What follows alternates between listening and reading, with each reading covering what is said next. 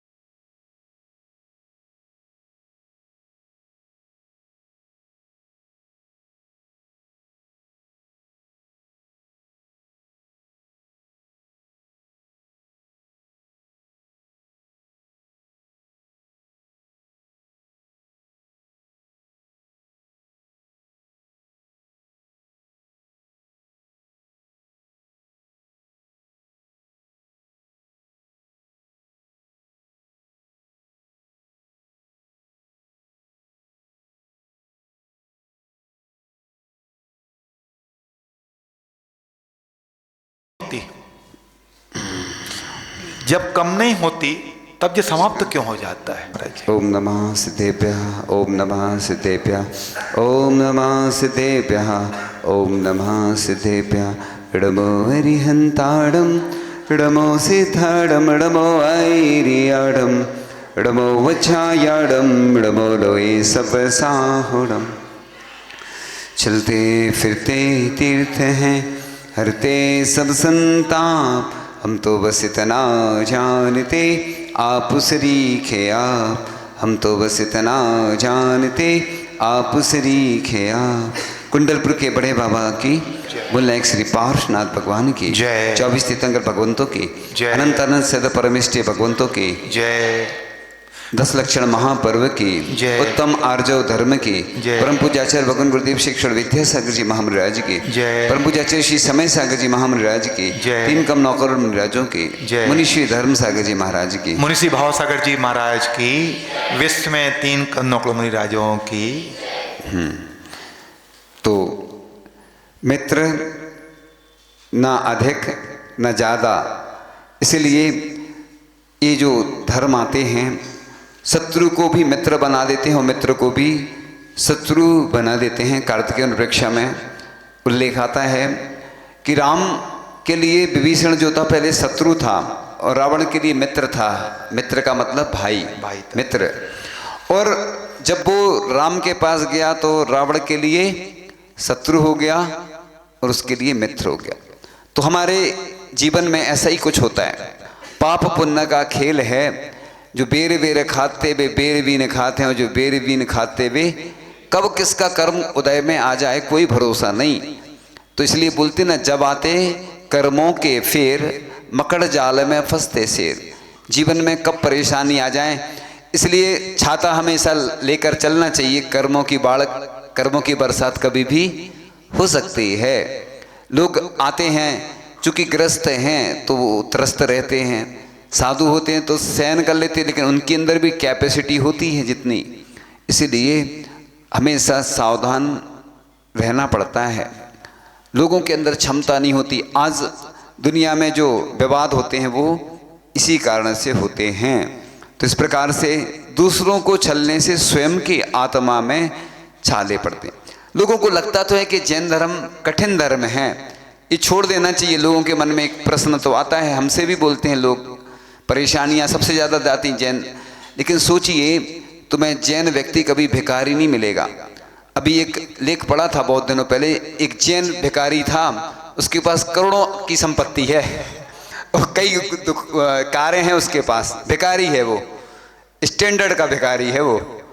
तो इसलिए भिखारी भी जैन होके भी जैन ही निकला, देखो तुम। इसलिए मैं बोलता हूँ कि पहले बोलते थे मारा वानिया 1 लाख का, पहले बुंदेलखंड में कहावत थी, अब तो 1 करोड़ का हो गया, रेट बढ़ गया ना बानिया के भी। तो ऐसे ही अपन को अपने जीवन में धर्म को नहीं छोड़ना। एक व्यक्ति बहुत अच्छी बात बोलते थे कि मैं 8 घंटे धर्म करता हूँ, 8 घंटे व्यापार करता हूँ, 8 घंटे अन्य कार्य करता हूँ। तो ऐसे करके अपना जीवन अपन बना सकते हैं। भले ही अपन पूजन नहीं कर पाते कोई व्यक्ति, तो सप्ताह में 1 दिन तो करो पूजन। सप्ताह में नहीं कर पाते तो कम से कम ऐसा नियम ले लो कि जब अनुकूलता होगी तब करेंगे। ये तो बहाने बनाते, हमने देखा है जितने लोग हैं वो धर्म के लिए बस बहाने बनाते हैं, बाकी हर कार्य चलता है। जब बड़े काम होते हैं कार्यक्रम तो लोग कैसे आ जाते हैं समझ में नहीं आता, बिना बुलाए आ जाते। कई जगह लोग बोलते हैं, हमसे लोगों ने बोला दो व्यवस्था रखो, एक आना फ्री, एक जाना फ्री और खाना फ्री, है ना। 3 व्यवस्थाएं, मतलब आना और जाना तो एक ही में आ जाता। तो बोलते भीड़ बहुत आ जाती है। कोई भी काम करो शुरुआत में लोग देखते हैं पहले कौन आ रहा है। जहाँ भी हम जाते हैं तो लोग बोलते कोई है ही नहीं, अभी तो कोई है ही नहीं। मतलब भीड़ सबको चाहिए, समझ में तो आ गई एक बात। तो भीड़ आएगी कहाँ से, तो भोजन तो दे नहीं सकते मंदिर में, है ना। लेकिन ये दुनिया का सबसे बड़ा भोजन तो यही है, क्योंकि इसी के माध्यम से कल्याण होता है। और वास्तव में पाप के कार्य तो हर व्यक्ति कर लेता है, लेकिन पुण्य के कार्य वही व्यक्ति कर पाता है जिसका पुण्य होता है। तो इस प्रकार से जो मायाचारी होती है व्यक्ति को पल पल पर अपमान तिरस्कार सहन करना पड़ता है। आप देखो चोर होता है ना, चोर कमजोर होता है, वो होता है कि नहीं? आपको देखना, आप चोर सबसे ज्यादा डरपोक होता है। देखो रात में जाता है, जब सोते हैं लोग, और तुम जितने भी चोर पकड़े जाते हैं, हमने देखे हैं चोर, तो चोर देखे तो कमजोरी से दिखते हैं, वो कोई मोटे थोड़ी होती, क्योंकि मोटा होगा चोर तो दौड़ भी नहीं पाएगा, लेकिन लोग डरते हैं उससे। तो नहीं, तो मतलब चोर कमजोर होता है, इसलिए बोलते हैं ना वो चोर भी झुक कर जाता है। लोग कहते हैं, कई जगह मंदिरों की बात आती, महाराज जी कैमरे तो लगे हैं, तो कैमरे भी वो सब कर देते व्यवस्था उनकी। आप सोचो, कहते लोग ऑनलाइन आता है तो उसमें भी डुप्लीकेट मिल जाता सामान, कई लोग तो पहनने के बाद वापस कर देते हैं मतलब तो लोग भी गड़बड़ करते, देखो तो मतलब देखो लोगों की आज देखो सरलता का दिन है ना देखो लोग, सुनो इधर सुनो तो सुनो, लाख छुपाओ छुप ना सकेगा राज ये कितना गहरा, दिल की बात बता देता है असली नकली चेहरा। फेस रीडिंग बोलते हैं इसी को, मतलब चेहरे से सब कुछ समझ में आ जाता। आप देखना, ट्रेन में जाते बिना टिकट होते ना, टीसी पकड़ लेता, वो नकल करते ना, वो समझ जाता टीसी कि कौन बिना टिकट, ऐसी नकल करने वाले को पकड़ लेते। कैसे पकड़ते बताओ? वो समझ जाते चेहरा देख के।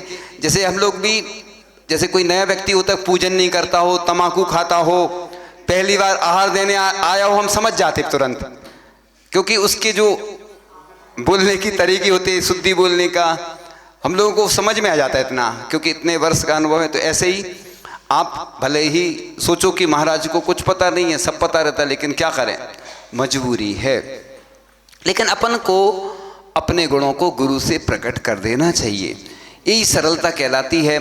बच्चे से मम्मी कह देती है कि कोई आए तो बोल देना पापा घर पे नहीं है, कोई आता है कि पापा कहाँ हैं, बोलते मम्मी ने बोला था कि पापा घर में नहीं है बच्चा कितना सरल होता है। देखो मुनिराज को भी ऐसे ही लिखा है कि बिल्कुल बालकवत सरल हृदय।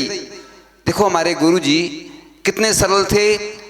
मैं कुंडलपुर में गया, मुनि श्री समता सागर जी महाराज आदि के साथ कुंडलपुर तक मैंने बिहार करवाया, और मुझे सेवा वैयावृत्ति करने का अवसर मिला। मुनि श्री प्रमाण सागर जी भी साथ में थे, और मैं बिहार करवाता था। मैं सीधा साधा था, पहले ज़्यादा एक्टिव नहीं था, और अभी भी कुछ नहीं जानता हूँ मैं तो बस सीधा साधा था, तो मैं जानता नहीं था कुछ कैसे बात करना, क्या करना, करता रहता था, सेवा में लगा रहता था। और आचार्य जी के पास वो महाराज जी से पहले से बोल दिया था कि आचार्य जी को बता देना कि बिहार में चल रहे थे, तो आचार्य जी को उन्होंने बता दिया। और हमने कहा सुनो इधर, ओम इधर सुन लो, थोड़ी सी बात और बची है, कुछ मिनट की बात है, शॉर्ट्स का ज़माना है ना, इसलिए तो बस शॉर्ट्स में ही बात करेंगे। तो बस अब आचार्य जी से मैंने कहा, देखो मैं कितना मतलब छोटा था तो इतना ज़्यादा जानता नहीं था, लेकिन आचार्य जी इतने बड़े महान आचार्य, लेकिन अब आचार्य जी से बात करने, अपने तो गुरु हैं, और गुरु से तो अपन अपनी बात कहेंगे ही ना। कहते हैं ना डॉक्टर वकील इनको अपनी बात बता देना चाहिए, नहीं तो वो इलाज कैसे करेंगे। योगाचार्य जी को अपनी बीमारी नहीं बताओगे तो वो कैसे इलाज करेंगे, आपको कैसे औषधि बताएंगे। तो बस बताना ही पड़ता है वैद्य को, डॉक्टर को, वकील को, और भी जो अपने सलाहकार है। तो बस आचार्य जी को हमने कहा, आचार्य जी बड़े बाबा कैसे जाएंगे मंदिर में? तो आचार्य जी बोलते हैं उनको विधि बनाकर अपन दे देंगे, और बड़े बाबा से कहेंगे कि आप विराजमान हो जाइए। तो अपन देखो छोटी बुद्धि वाले, हमने सोचा आचार्य जी तो ऐसे कह रहे जैसे बहुत छोटा काम हो, क्योंकि देखो इतना अपन ने बड़ा मंदिर देखा है ना पहले पुराना, और कठिन काम तो था। और जब आचार्य ऋषि ने वो काम किया, क्योंकि वर्षों की साधना तपस्या थी उनकी, और उनका एक सपना था कि बड़े बाबा को बड़ा मंदिर देना है। एक सपना था उनका कि बड़े बाबा को ऊंचाइयों पर पहुंचाना है, प्रसिद्धि पर बड़े बाबा को पहुंचाना है। और मैं तो हमेशा कहता हूं कि जितने लोग भी चाहे वे देश के महाप्रसिद्ध महादानी हों, वो भी बड़े बाबा की कृपा से आज ऊंचाइयों पर पहुंच गए। और आचार्य ऋषि के पास कुछ नहीं था। देखो, जब आचार्य ऋषि घर से आए थे विद्याधर के रूप में, तो 150 रुपये नहीं थे, मारुति से लेकर आए थे, मतलब देखो। और जब आचार्य श्री जब छोड़कर गए तो 15,000 करोड़ रुपए से ज्यादा की संपत्ति छोड़कर गए। मतलब देखो, उनके पास कुछ नहीं था। संयम का प्रभाव देखो कि वो उनके प्रभाव से इतने सारे तीर्थों का जीर्णोद्धार होता चला गया, मतलब संयम का प्रभाव। तो आचार्य ऋषि को मैंने सामने देखा, वो बहुत चिंतित थे, दुखी थे। वो सबको मालूम है, कहानी में ज़्यादा उल्लेख नहीं करता उस कहानी का, लेकिन मैंने आचार्य ऋषि की आंखों में आंसू देखे। जब बगल में मैं भी खड़ा था, बिल्कुल जैसे ही बड़े बाबा उठे और आचार्य ऋषि की आंखों में से मैंने आंसू गिरते देखे। हाँ, ये भी बगल में थे। तो ये स्थिति रहती। मैं उस समय बहुत चिंतित था, आचार्य ऋषि भी बहुत चिंतित थे, लेकिन सरल हृदयी वो थे। क्योंकि मूलाचार में भट्टकेर स्वामी जी ने जो गाथा लिखी है, मुझे हमेशा वो याद आती है। मुझे याद है, मैं तो प्रतिदिन नहीं कर पाता उच्चारण, लेकिन आचार्य ऋषि कई गाथाओं का प्रतिदिन उच्चारण करते थे। तो ये गाथा मतलब आचार्य ऋषि के लिए बिल्कुल सटीक बैठती है। मूलाचार्य के भट्टकेर स्वामी जी की भिक्कम बक्कम ही हम सोती चरती निचो सो साहू ऐसो सुदवद साहू भड़िया जिण सासणे भैबम। यानी ऐसे साधु को जिनका हृदय शुद्ध होता है, वचन शुद्धि होती है, आदि आदि इस गाथा में लिखी है। उस गाथा के अनुसार वो भगवान थे। और आचार्य जी कहते थे कि अगर लोकांतिक देव का निदान होता तो मैं वो भी कर लेता। आज भी तीर्ण शुद्धा अप्पा जाए बिल अंतिम दत्तम, यानी आज भी रत्नात्रय का पालन करके लोकांतिक देव बनकर, एक भव अवतारी होते हैं लोकांतिक देव। इसलिए आचार्य ऋषि कहते हैं निदान होता तो मैं वो भी कर लेता। क्योंकि लोकांतिक देव कैसे होते हैं? ब्रह्म ऋषि होते हैं, ब्रह्मचारी। स्वर्गों में ब्रह्मचारी रहना कितना कठिन काम है, सोचो। सब दिख रहा हो, सब मिल रहा हो, तो ब्रह्मचारी लोकांतिक देव ऐसे ब्रह्मचारी होते हैं। तो बस बात चल रही थी कुछ और, कि सरलता, रजुता और सीधापन का यह जो नाम होता है वह यह धर्म होता है। तो पैसों से परमात्मा नहीं, लेकिन पैसों के त्याग से परमात्मा मिलते हैं। तो ना सूरत बुरी है ना सीरत बुरी है, बुरा तो वह है जिसकी नीयत बुरी है। इसलिए अपन को हमेशा ये धर्म जीवन में आते हैं, इसलिए आते हैं कि सिर्फ इस कान से सुना और इस कान से निकाल दिया, बस 355 दिन तो वही करना है, बस 10 दिन हमने कुछ कर लिया, तो इससे होने वाला नहीं है। अपने जीवन में ये अपन जो स्वाध्याय करते हैं, जो पूजन करते हैं, उसका यही होता है। भले ही अपन जीवन में थोड़ा थोड़ा परिवर्तन करें, लेकिन अगर स्लो ड्राइव लॉन्ग लाइफ, धीरे धीरे अगर चलेंगे तो अपनी जिंदगी अच्छी बनेगी।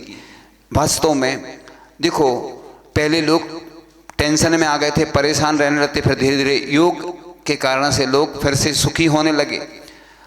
आज कई जगह ऐसे शिविर भी लगते हैं कि शिविर में रह के लोग मोबाइल का त्याग करते हैं, अन्य चीज़ों का। क्योंकि त्याग इसलिए किया जाता कि वही चीज़ से परेशान हो जाते हैं ना लोग, तो त्याग इसलिए किया जाता है। इसलिए परिग्रह प्रमाण बनाया जाता है कि रस का त्याग करते हैं तो कष्ट तो होता है, कष्ट होता है, लेकिन शुगर भी ठीक हो जाती है, ब्लड प्रेशर भी ठीक हो जाता है। ये साइंटिफिक रीजन है। मैं चूंकि कोई भी काम करता हूं तो डॉक्टर, वैज्ञानिक, सब तरीके से उसकी खोजबीन जरूर करता हूं। मैं क्यों करता हूं? क्योंकि लोगों को जैन धर्म पे जल्दी विश्वास नहीं होता, लेकिन कोई किसी से बोल दो कि गंधोदक लगाने से हीमोग्लोबिन की वृद्धि होती है, तो लोग जरूर लगाएंगे। और तुम ऐसे बोलोगे ना ये होता है वो होता है, तो कुछ नहीं होता, मैंने देखा। इसलिए मैं लोगों को बोलता हूँ, किसी ने लघु पूजन लिखी तो मैं बोलता हूँ ये नैनो पूजन है, नैनोटेक पूजन। उसको एडवांस टेक्नोलॉजी से थोड़ा सा मॉडर्न तरीके से बोलना पड़ता है। देखो, भोजन बनाना तो सब लोग जानते हैं, लेकिन भोजन खिलाना सब नहीं जानते। भोजन खिलाना भी एक सबसे बड़ी कला है, भोजन बनाना तो सब जानते। और मुझे आचार्य ऋषि की बात याद आ रही है कि आचार्य ऋषि ने कहा था पुरुषों को भोजन बनाना सीखना चाहिए। हमने आचार्य ऋषि का समर्थन किया। मैं कुछ भी होता था ना, गुरु जी की बात का समर्थन जरूर करता था। पूरे मुनिराज बैठे थे, हमारे संघ के सब मुनिराज, लगभग 99%। और हमने कहा ये भी एक तरीका है मंजिलों को पाने का, तुम भी हुनर सीख लो हाँ में हाँ मिलाने का। तो एक गुरुजी ने कहा कि पुरुषों को, तो हमने भी कहा हाँ चर्ची बहुत अच्छा रहेगा, सप्ताह में एक दिन महिलाओं को छुट्टी मिलेगी और बहुत अच्छा रहेगा। आचार्य भी बोले हाँ बहुत अच्छा बहुत अच्छा। तो हमने भेजा भी लड़कों को, तो आचार्य ने बहुत प्रसन्नता से उनको आशीर्वाद दिया लड़कों को। तो पूरे देश के लिए मैं एक संदेश देना चाहता हूँ, एक अभियान चलना चाहिए कि पुरुषों को भोजन बनाना जरूर सीखना चाहिए, महिलाओं को एक दिन छुट्टी देना चाहिए। ये पूरे देश में मांग करो, है ना। हमारे योगाचार्य जी मांग करेंगे इसके लिए। देखो महिलाएं छुट्टी नहीं चाहिए, बहुत अच्छा रहेगा, सीखेंगे तो भोजन बनाना कहीं भी चाहेंगे, आपको भी फायदा होगा। और एक बात और, हाँ अरे जी ये लोग छुट्टी में क्या करेंगे? लोग अभी वो बाद में अगले पार्ट में बताएंगे, चूंकि तो हाँ तो कहते हैं सुनो, चोरी का धन 3 पीढ़ी से ज्यादा नहीं रहता है। और पहले हमने एक दिन और बताई थी रक्षाबंधन पे, फिर से बता देते हैं, हम बार बार इसलिए बोलते हैं, कई बार नए लोग भी सुनते हैं। सुनो बस 1 मिनट की बात, कि महिलाओं के लिए ऐसी धन की व्यवस्था होना चाहिए जिससे कि उनको 2 नंबर का पैसा नहीं उठाना पड़े जेब में से, है ना। तो ऐसी उनकी व्यवस्था हो, अकेली महिलाओं की नहीं हो, जितने भी घर में रहते परिवार के, सरकार के लिए ऐसी मांग अपन को करना चाहिए सरकार से। एक ये वाली मांग भी करना चाहिए, कानून बनना चाहिए कि पुरुष वर्ग को भोजन बनाना अनिवार्य है, नहीं तो परीक्षा में वो पास ही नहीं करो उनको। इसलिए इससे क्या होगा कि जब समस्या आती ना महिलाओं को, तो उसमें पुरुष वर्ग भोजन बनाएगा, दूसरा कहीं बाहर पड़ते हैं तो शुद्ध भोजन करेंगे। और ये साधुओं की जो आहारचर्या है उसमें भी सहयोग मिलेगा। अभी तो पुरुष बस आते हैं और चले जाते हैं, उन्हें कुछ मालूम ही नहीं रहता है, लेकिन इससे बहुत फायदे होंगे। इसके फायदे अगले पार्ट में बताएंगे। इन्हीं भावनाओं के साथ परम पूज्य आचार्य भगवान गुरुदेव शिक्षण विद्यासागर जी महामृराज की, परम पूज्य आचार्य श्री समय सागर जी महामृराज की, जिनवाणी के ज्ञान ते सुझे लोका